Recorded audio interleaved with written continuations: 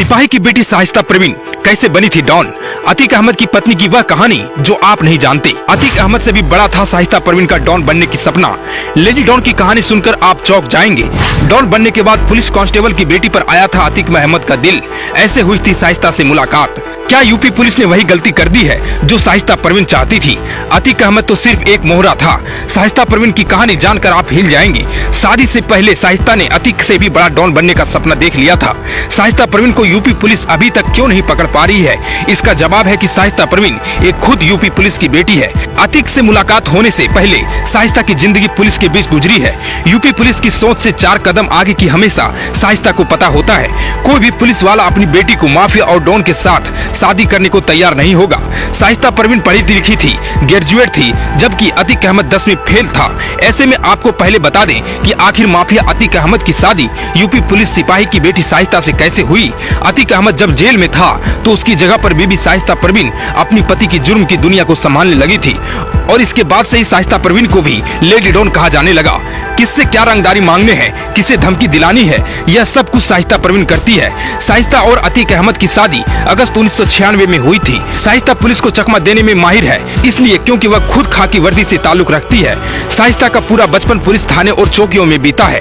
शाइस्ता परवीन का पिता का नाम फारूक है।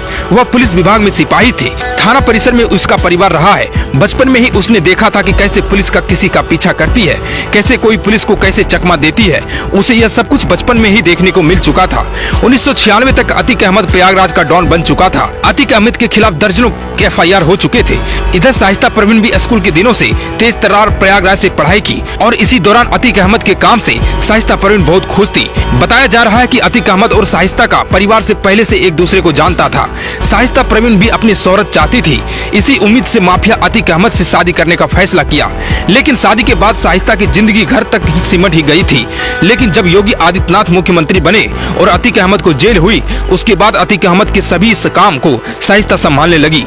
कुछ पत्रकारों का दावा है कि शाइस्ता खुद डॉन बनना चाहती थी और अब उसकी हसरत पूरी होती दिख रही है। अगर शाइस्ता परवीन शरीफ होती तो पति और बेटे की मौत के बाद जरूर सरेंडर कर देती और उनकी अंतिम विदाई में भी शामिल होती। पति के मरने के बाद भी शाइस्ता का फरार रहना बताता है कि शाइस्ता के दिमाग में बहुत कुछ बड़ा चल रहा है। ऐसा भी हो सकता है कि अतीक अहमद की गैंग की शाइस्ता ही परवीन लीड कर रही हो। शाइस्ता परवीन जो कि एक खुद पुलिस ऑफिसर की बेटी है, इसलिए उसे पहले से ही पुलिस की हर चाल पता है। पुलिस कैसे अपराधियों को पकड़ती है और कैसे जाल बिछाती है। यही वजह है कि यूपी पुलिस के गिरफ्त से अभी भी शाइस्ता परवीन बाहर है। खैर, आप इस पूरे मामले में क्या सोचते हैं, कमेंट करके जरूर बताएं।